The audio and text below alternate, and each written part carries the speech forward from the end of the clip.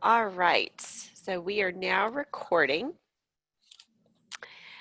Welcome everybody to Navigating the New Normal. This is a program that we've started with Tech Birmingham. I'm Christina Smith. I'm the Director of Programs for Tech Birmingham. And we also have on with us Rebecca Dobrinsky, who is our Director of Membership and Special Events. She is going to be monitoring our chat and our Q&A. So as the program goes on, if you have questions, go ahead and put them either in the chat or the Q&A, and we will address those as they come up, or in a time that's appropriate in the program.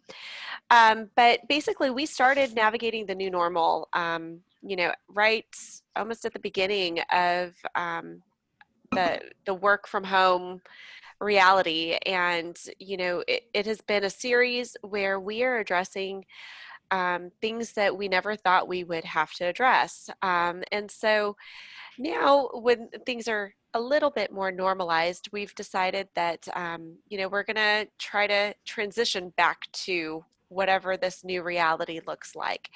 And so part of that is navigating this job market. It looks very different from anything that I've ever seen.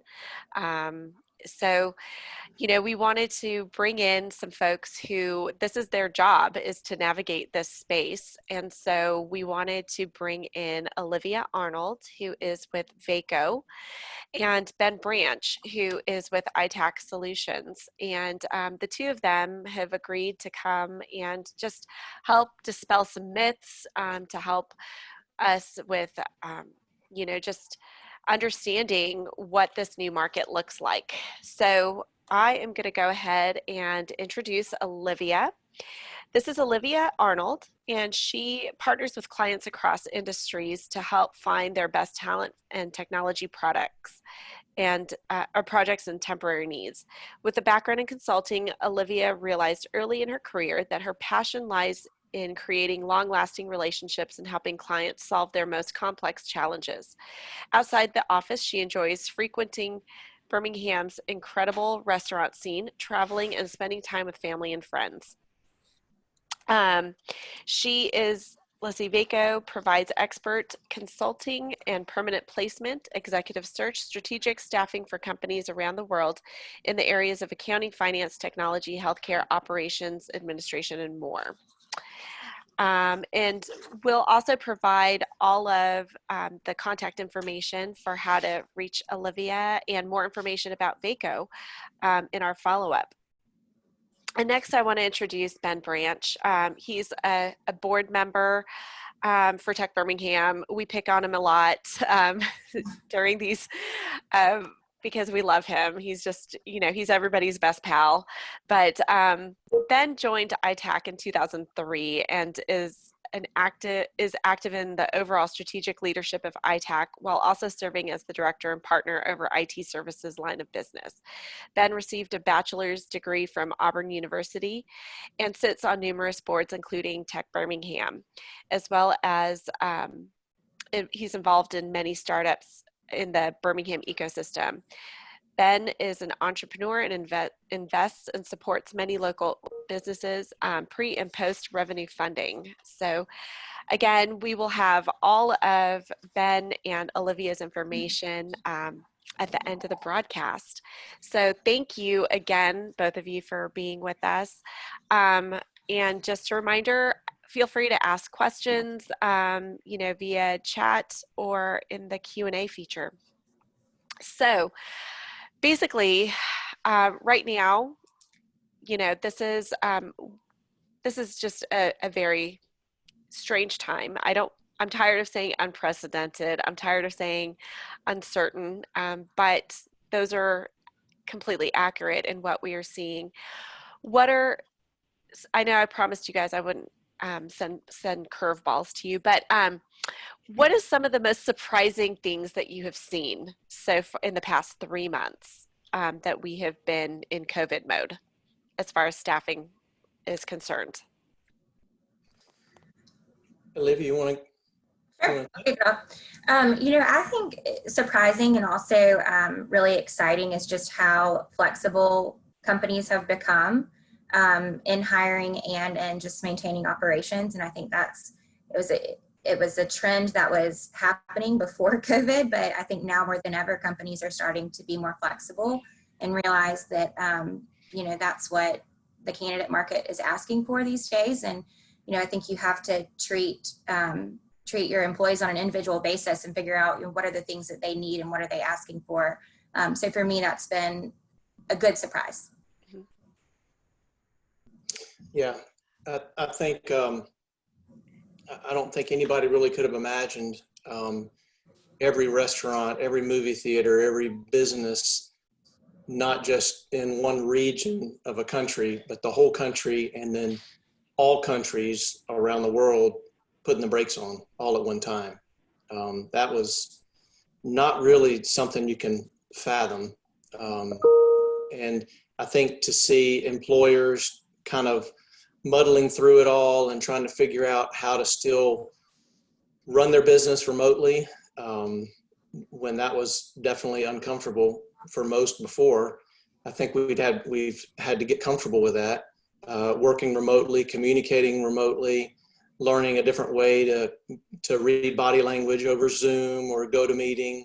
And I think for us, it's made us stronger. I know a lot of our clients, it's made them stronger, and it's really opened our eyes to a new way of doing business.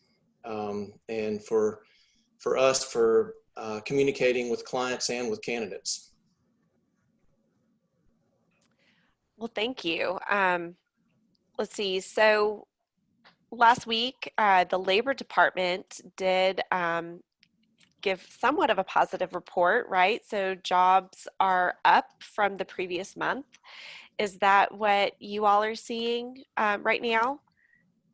Absolutely. And I think, it's interesting because if you think back to the beginning of the year when the market for candidates was the tightest that we've seen it, then you flip and it becomes the opposite. And now we're getting back to more jobs coming. So, we saw going into April, a lot of companies kind of hitting pause on hiring, but they're picking up.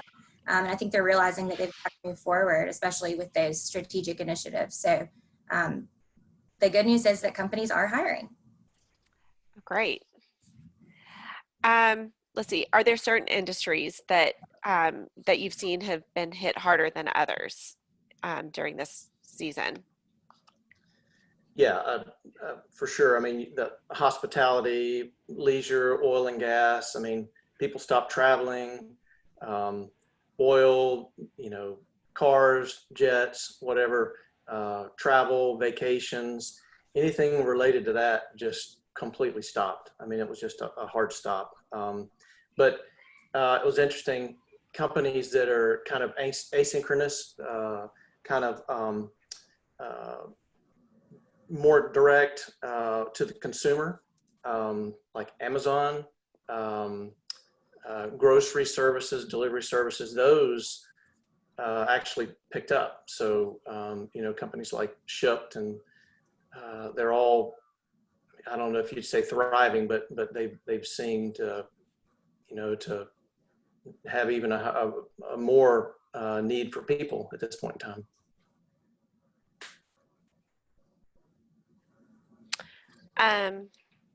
Let's see. Sorry, we've got a question. Oh, okay. We actually will be this is a great segue, I guess. So Haley Kendrick is asking, what advice would you give someone entering the workforce at this time? So recent graduates and career changers. What are some things right now in this market that they can do to set themselves apart from other candidates? I think, if we're talking about, on a day-to-day basis as you're looking, I think leveraging your network is one of the most important things that we coach candidates on. Staying active with current contacts and reaching out on LinkedIn or email to develop new relationships. I know that can be hard, especially as people are working remote and hesitant to meet in person. So I know that can be difficult, but we say just try to stay as active as you can, leverage your network. There's a ton of online platforms available that are free and low cost where you can develop new skills that are in demand.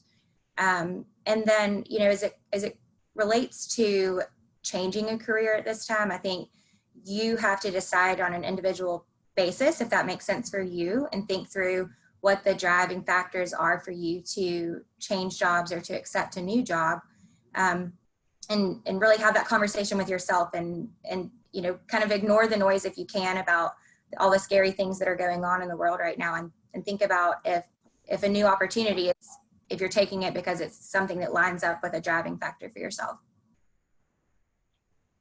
Yeah, I think the biggest thing right now is just network, build relationships. That's always a great thing, but especially now, it's a little harder to go out and meet people. Meeting people at a bar or a church or a restaurant, it's a little harder. You have to be a little bit more intentional about networking and leveraging those relationships. Now, have you seen any effective networking platforms that are online? Are there like chat rooms? Not chat rooms, that's like AOL. Sorry, I just totally dated myself. But I spend a lot of time in fax machines. Thanks, Donnie. I do spend a lot of time in, Magic City Tech Slack, that Slack room. To me, it reminds me of an AOL chat room, but for a very specific market. But, are there places that you recommend for people to meet others? I hate to go with a classic, but I think that, as far as if you're talking about professional networking, I don't know if you can beat LinkedIn. I think that it is such a powerful tool, and it just provides, bounds of information at your fingertips. So that would be my go-to. I think there's so much research that you can do on it and use it and leverage it to really expand your network. So what is the best way to reach out to somebody as you're expanding your network on LinkedIn? So I think one of the easiest ways is to look at who is in your network right now, and see who they're connected to, or look up a company and see who you might be in contact with, even if it's a second or third connection.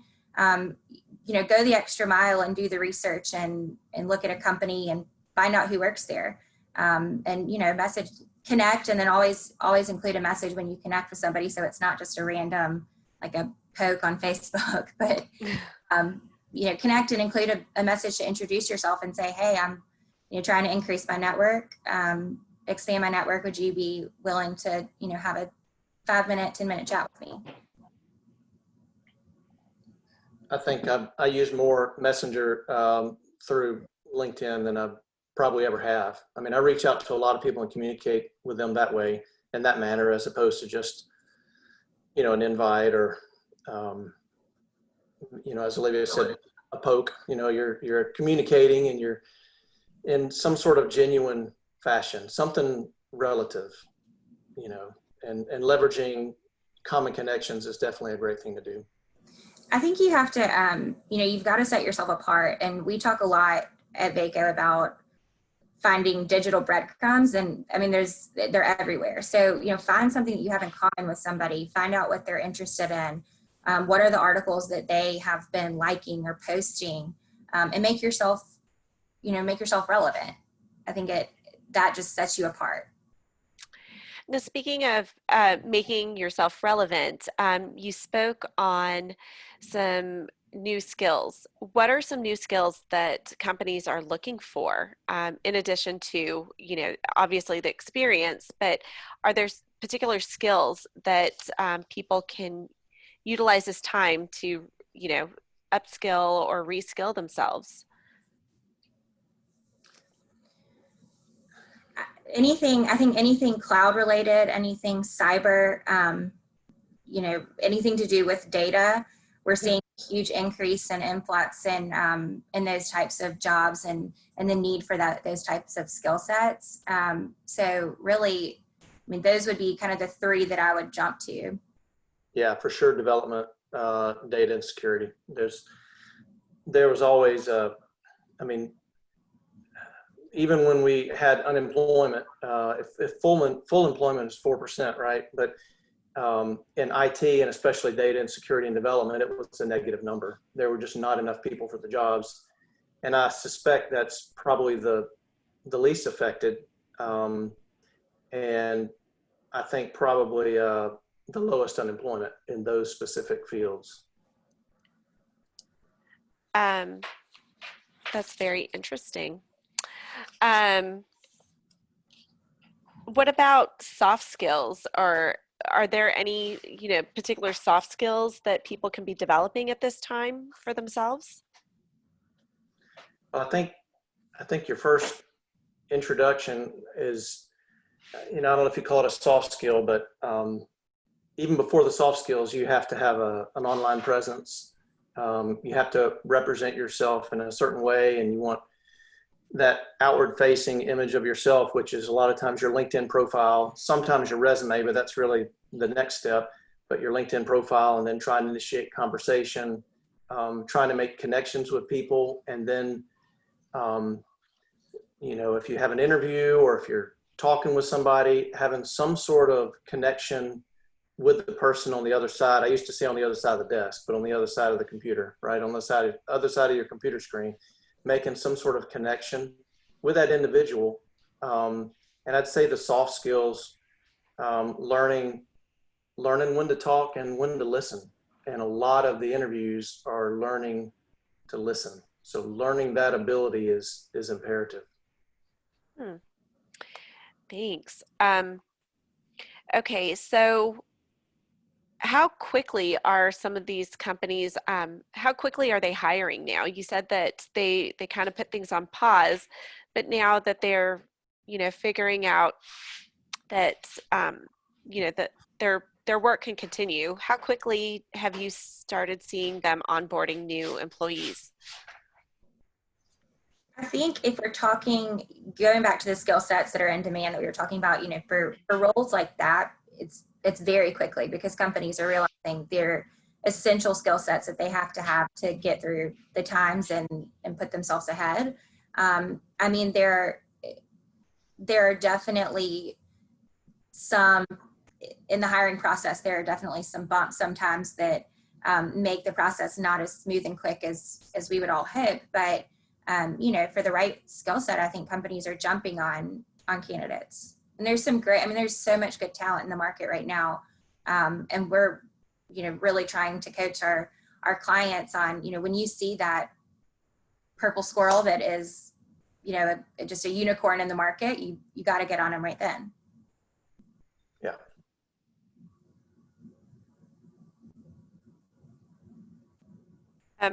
All right.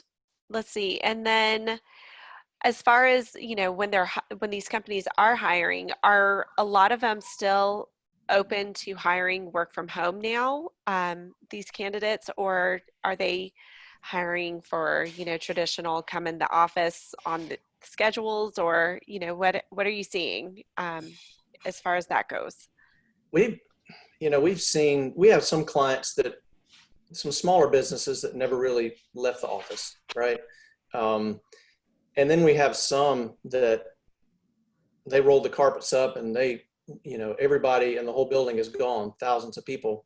And I think they're starting to come back. They've reworked their processes for hiring and interviewing. They've had to revamp that whole deal, verification of documents and how do you enter people over video. So lots of things have changed, but we're seeing clients hiring again.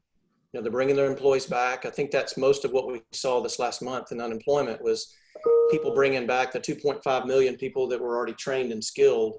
That's most of what that number is, going from the 14.7% to I think it was 13.3 unemployment. mostly just people returning to work, people that were furloughed. So people are returning, people are interviewing, people are hiring, which is a great sign. We just have to be smart about it all. You know, we have to handle it correctly. We don't want another wave. We will have another wave, but we don't want it to be as devastating as the first, obviously. We don't have a cure for this. We don't have, you know, awesome treatments. We are really not in any different position than before, other than some knowledge over the last 4 months of how to distance ourselves and wear masks and those things. So we have to be smart. And I think if we are, we'll see a continuation of hiring in the months to come. Thank you. That's a great reminder that, you know, we're not out of the woods yet. So I think everybody's so excited to get back to what normal should feel like, that I think we've failed to recognize that we're not quite out of the woods. You know, we need to wait and brace for impact for the next waves, for certain. So as far as, let's see, have you seen at all an increase in people, you know, looking to relocate to Birmingham? You know, as far as, you know, are people moving here? Have people reached out to your companies looking for jobs in this area? We have, yeah. It's really, the whole process of finding candidates has become so much more, I don't know if universal is the right word, but our candidate pool is greatly widened. Also keeping in mind that other companies' candidate pools have opened up as well, for our Birmingham talent. I think it was New York, a company in New York ranked Birmingham as a top 10 for millennials, and you've seen Glassdoor and Forbes ranking us really, really highly. So the ability to work remotely it'll work nicely for us in procuring talent from other cities, you know, Atlanta, Nashville, places like that. But being that candidates can also live in Birmingham at a cheaper cost of living and work for larger companies that might be able to pay more in other places, that levels the field a bit, but we feel that it'll be a net positive for Birmingham just because of cost of living and the great things that we have to offer in Birmingham, and the neat time for Birmingham, the publicity we've gotten out there, the good publicity. So I think we have some great things in our corner, and I think it'll help us bring talent to Birmingham. What have you seen, Olivia? Yeah, I would say, you know, over the past couple of months, I don't think there's been a flock of people moving in general, because I think people are kind of just hesitant about making a, you know, big life decision amidst all the chaos that we've seen. But I do think the word about Birmingham is getting out. And I think, as Ben said, as companies become more flexible and realize that all talent doesn't have to be local, I think that we'll see a big flux of people wanting to live and work here. Yeah.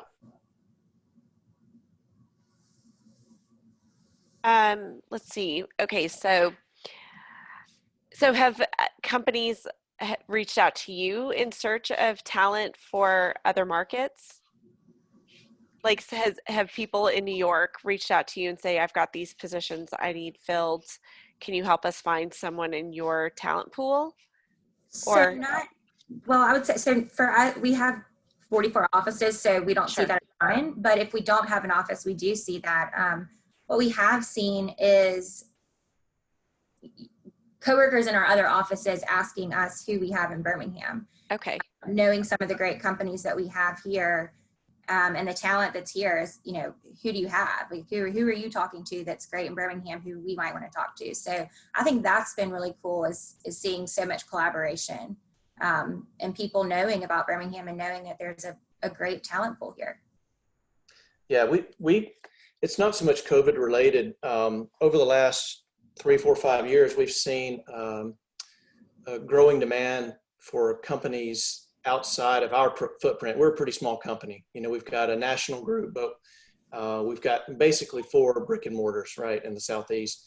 But we do a substantial amount of business up north and out west, Silicon Valley, which is really bizarre. But we've seen a number of companies co-locate data centers here in Birmingham. And I know that you've seen some of that occurring also from outside of the U.S.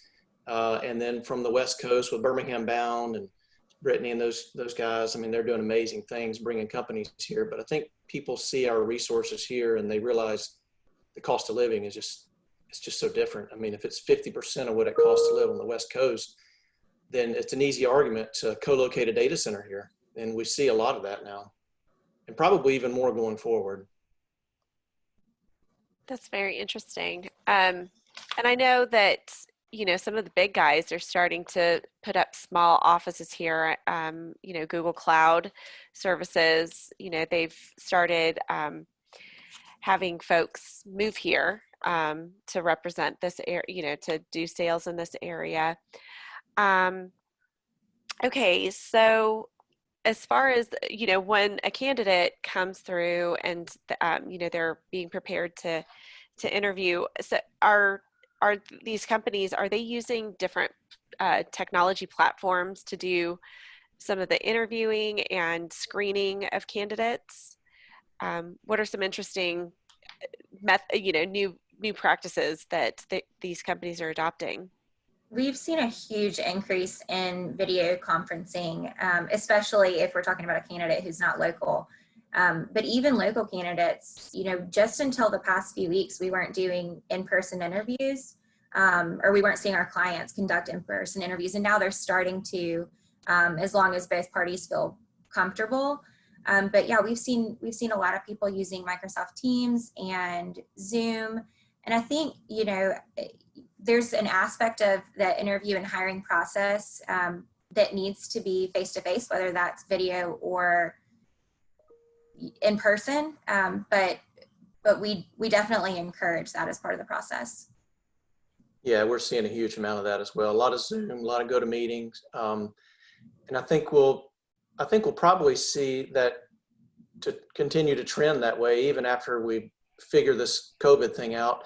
I think it's an extremely efficient way to communicate. I think we'll see more artificial intelligence interjected into that. It'll be more asynchronous. It'll be candidates putting their profiles up with, you know, the top 10 questions asked, and it'll be online, and recruiters will be able to look at their profile and read their questions, you know, across the board, and we'll probably communicate with our clients that way as well. So I think we'll use more and more of the video technology as opposed to person-to-person, face-to-face.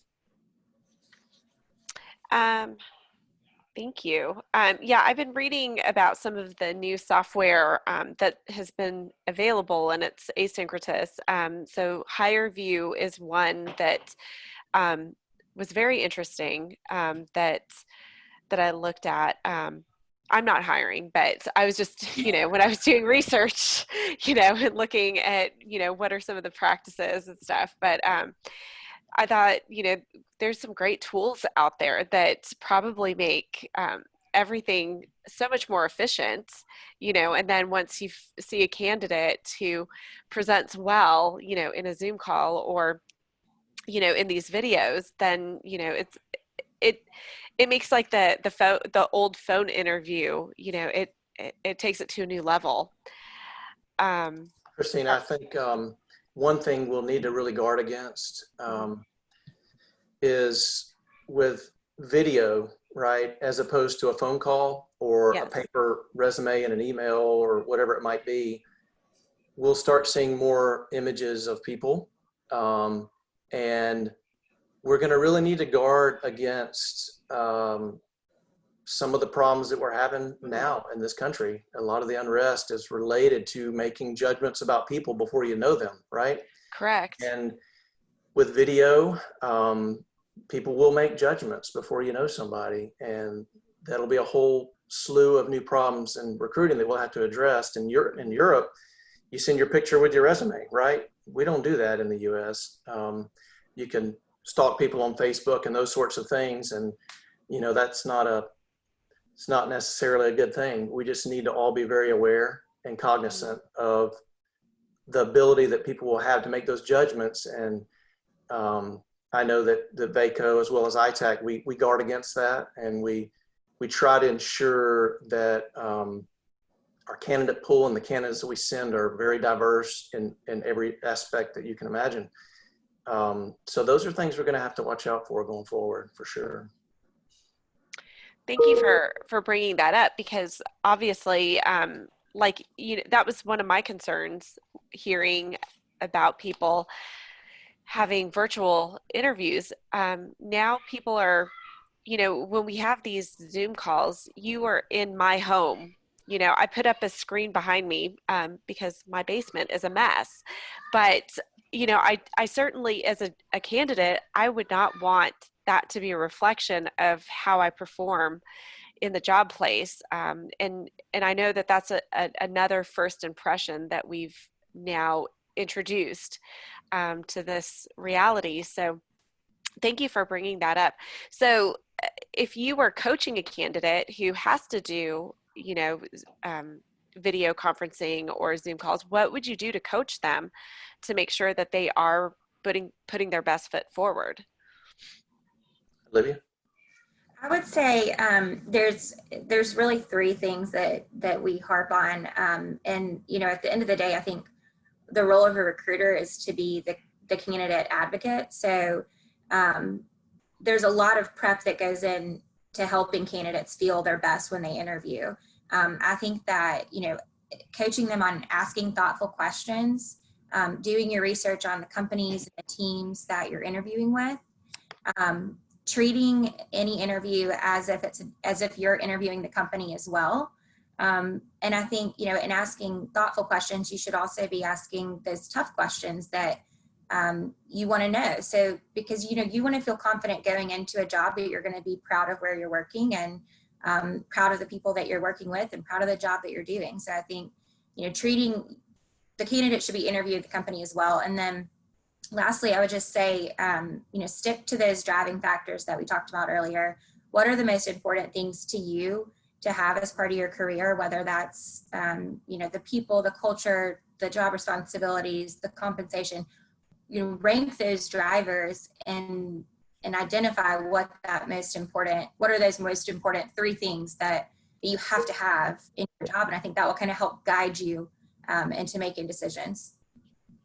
Yeah, I think I would say research for us is one of the top. You know the company that you're interviewing with. If you can find out who you're interviewing with, knowing something about the person so you can make a connection with that person on the other side of the screen. I'd say being positive and not saying anything negative. You know, you never badmouth anybody in an interview. It's just, one, it's not cool, and two, it's just really bad. You're not going to get the job. And back to something I said earlier, I'd say talk maybe 1/3 of the time. And I have to make an effort at that because I tend to talk lots. So generally, if you think about it and you try to only talk 1/3 of the time, you're probably actually going to talk 50% of the time, which is probably about where it needs to be. You just need to listen. That's some great advice. Thank you. Well, let's see, we've got some questions from our audience. So Haley Kendrick asks, what, if any, have you seen companies do to reskill or upskill talent that have been impacted most, perhaps with jobs that are more difficult to do from home? Have you seen any companies investing in reskilling some of their employees? Ben, you can go ahead, but I was just going to say, you know, I think even before COVID, we've seen companies starting to invest in some of these online learning platforms to make additional skill set learning available to their employees. Yes. Yeah, I've seen that as well. As far as individual instances, though, it's it's still kind of early to tell, and to be able to read the tea leaves. It's kind of early to tell how everybody's going to react long term, and how they're going to retool and help employees and move people around. We see people being moved into other positions when, larger companies don't need as many business analysts. They might retool them, or they might be the first to interview for a project manager job, and then you'd be retooled. But specific ways to retool, Haley, I don't have specifics on that as of yet. We will, but not yet. All right, thank you. All right, John Rhimes says, I've seen articles about people moving out of NYC and San Francisco. I think there is an opportunity to move from the 19th century corporate headquarters model of everyone in one building to distributed offices. We've seen that we can work remotely, but there are also advantages to having a work group, so companies could have different functional groups located in areas that have available talent pools. So that's a very interesting point, because like we've seen like Google making Google Cloud Services making an effort in establishing an office here in Birmingham. It's very small right now, but they are doing that. And so I guess, this will be interesting to see, more companies, doing that. It's Twitter, didn't they, they're sending home their employees indefinitely, right? Yeah. So I think this is an interesting time that we live in. And so maybe, this model of a central headquarters. And I like that idea of having hubs, where their employees can gather and still collaborate on projects. Thank you for that, John. Let's see, Ben Ward asks, how flooded is the hiring market with candidates who have been laid off in the past 4 months? And what does that mean for someone who is seeking out one of these positions that has opened up? We're not seeing a huge flood like I thought that we would, but I think with the government incentives, to stay home and not work and not file for unemployment, we're not seeing that influx of candidates specifically. And the challenging part for recruiting is calling people about a job when they might or might not be making more to stay at home. So it's really been a complicated thing to deal with. There certainly is a larger available candidate pool, no doubt about it, but not quite the influx that we would have thought there would be in technology anyway. What are you seeing, Olivia? I would say, I think Birmingham is, we haven't seen as many layoffs as some markets. But I think, what does it mean for somebody who is unemployed and looking? I think it means, you might have to go that extra mile to differentiate yourself. And I think there's a lot of tools and resources out there. One of them being working with a recruiter to help you really explore your options. So I think it might be, the competition might be a little stiffer now. But again, there's so many different ways that you can differentiate yourself today. Whether that's your resume or how active you are in LinkedIn or your network. I think there's a lot of good opportunity. And there's some great jobs in Birmingham right now. Yeah.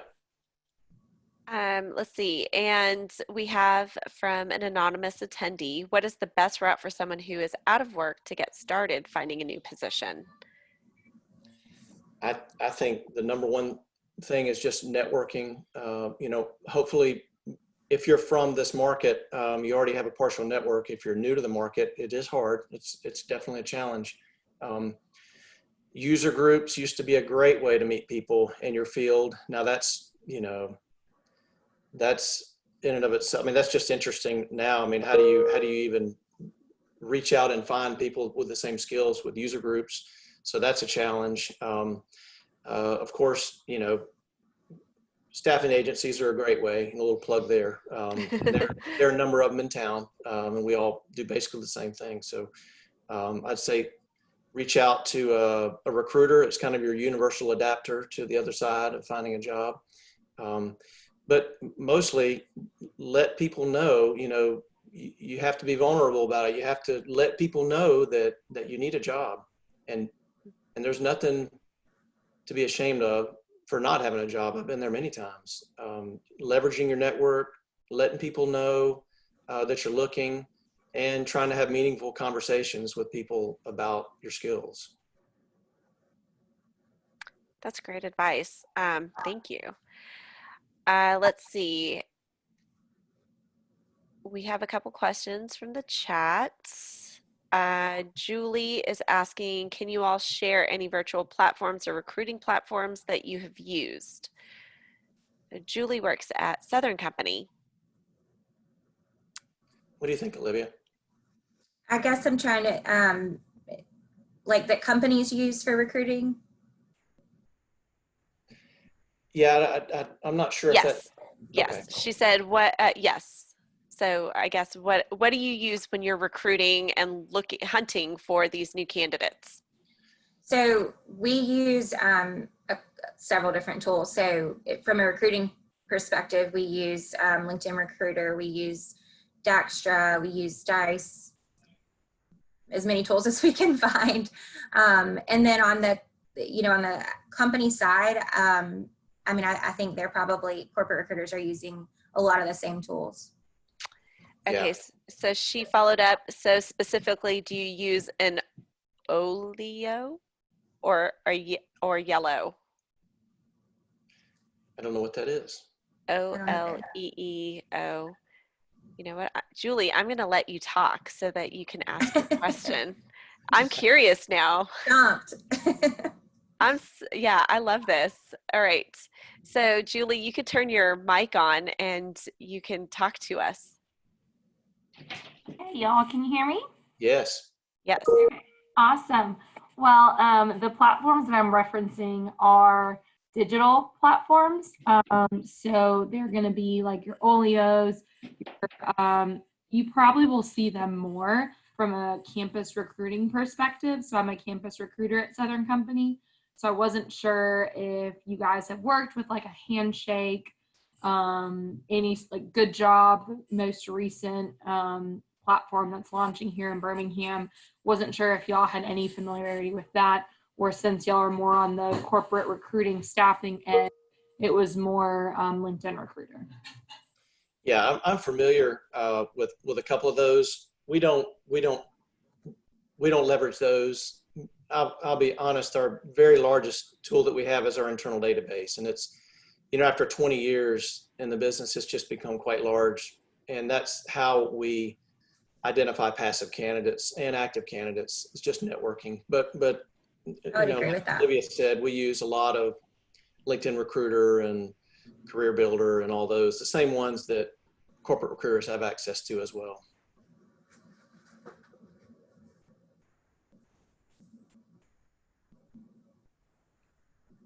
Oh, Christina, I think you're on mute. So Okay. sorry. My kids are, it sounds like they're wrestling right above my head. We have hardwood floors all throughout the house and they're like right above me right now. And I don't know, it's like they're clogging or something. Thank you, Julie. That's very interesting. I would like to learn more about those technology tools that you're using, just because I'm a gadget geek. Okay, Donnie Garvik asks, have you seen management positions begin to have different requirements that have been adjusted to the new realities? It's a great question. Olivia, what have you seen? I was going to say the same. Yeah. I think now more than ever, soft skills are important. I think that the ability to be understanding and compassionate and listen. We've talked about listening a lot just in the past hour. I think the soft skills now more than ever are going to be important. Yeah, I agree. For a long time, we saw requirements more and more for managers to be both technical and business savvy, but now we're throwing in the compassionate part and being sensitive to the world around us. And I think that's hugely important. And I think that'll be I think that that's something that companies are going to absolutely pursue.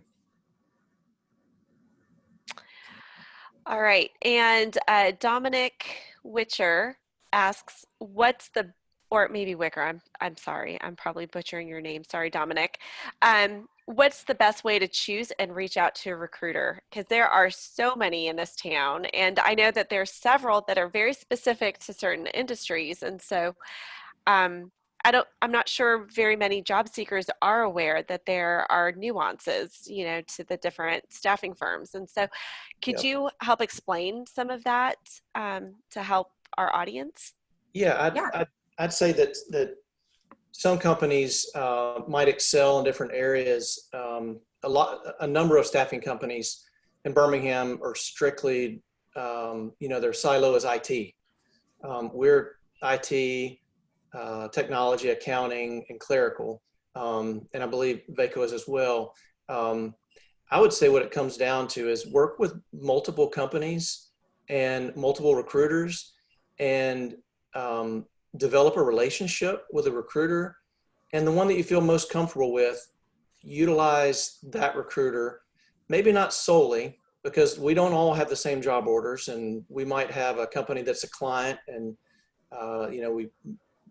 they might be, I might have one as a client, and Olivia might have a different company as a client. So to be able to cover your bases, you leverage more than one, but be extremely organized about how you do it. Keep an Excel spreadsheet, who submits you where and when, and who you give permission to submit your resume. That's so important, because bad things happen when you get double submitted, or you get two recruiters fighting over the right to submit you places. Nothing good comes of that. A lot of times your resume goes in the trash. So be very organized about it. Be very transparent with the recruiter, and expect them to be exactly that with you.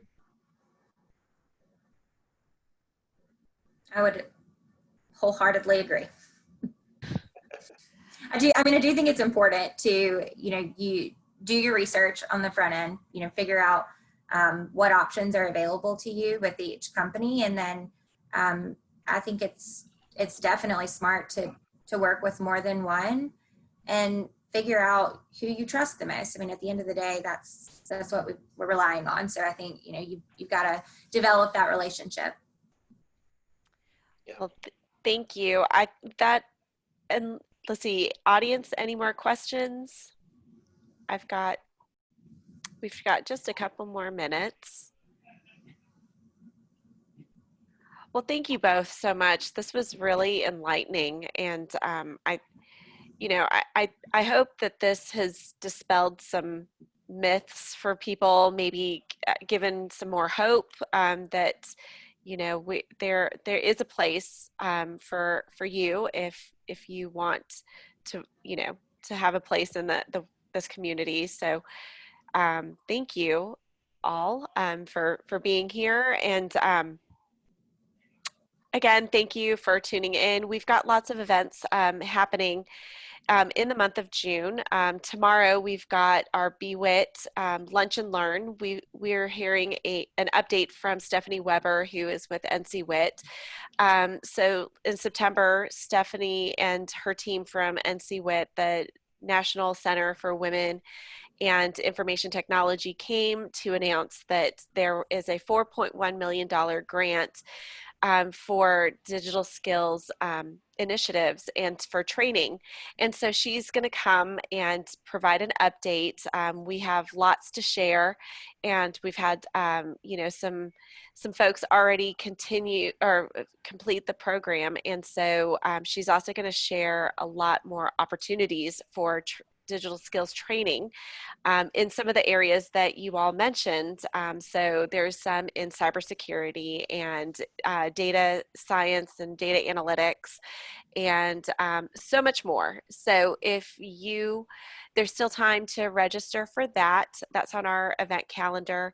But we also have on Thursday our breakfast club. It's just our little social gathering. So you are all welcome to join us as we just spend time with a cup of coffee with our little community. And then there's lots more to come. Next let's see, next Tuesday, we've got our Tech Tuesday with Annie Allen. She's going to talk about, her time investing in others in mentorship. So we hope you can join us then. But thank you again, everybody, for joining us.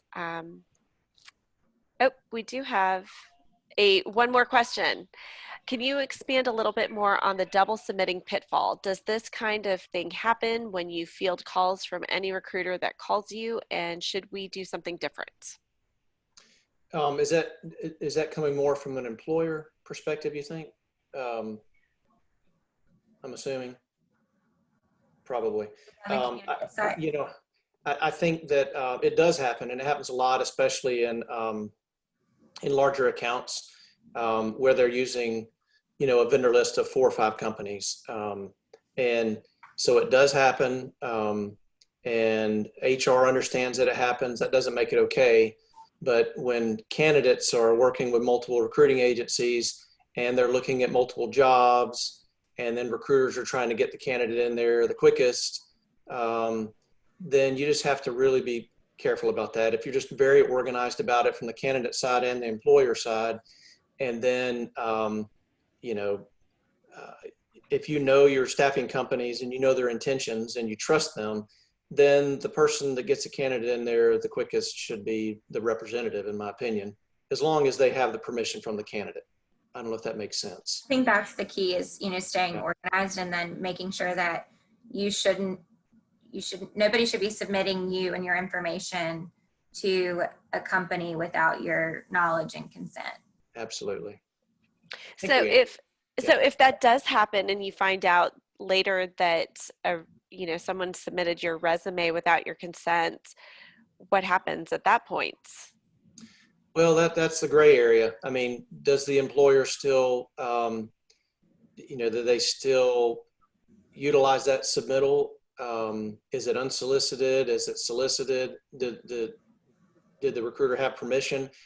You kind of have to weigh everything, and that's when it comes back to the employer's relationship with the staffing company, and do they trust that staffing company? We're pretty black and white on all that, submitting candidates. I'm sure Vaco is as well. So it's just having that open communication, the transparency with the client. So I think that if I were a candidate and somebody submitted my resume without asking me, that pissed me off pretty bad, and I would absolutely not utilize that agency anymore. And if I were a hiring manager and I had an agency that was doing that, then they don't have my best interest in mind. I would not use them anymore either. Wow, thank you. I've never even considered that as a possibility. So, but thank you. That's very interesting. Well, again, thank you all for joining us. And again, tune in next time, and we'll see you all next week. Thank you. Thank you for having us. Thank you. See you, Rebecca.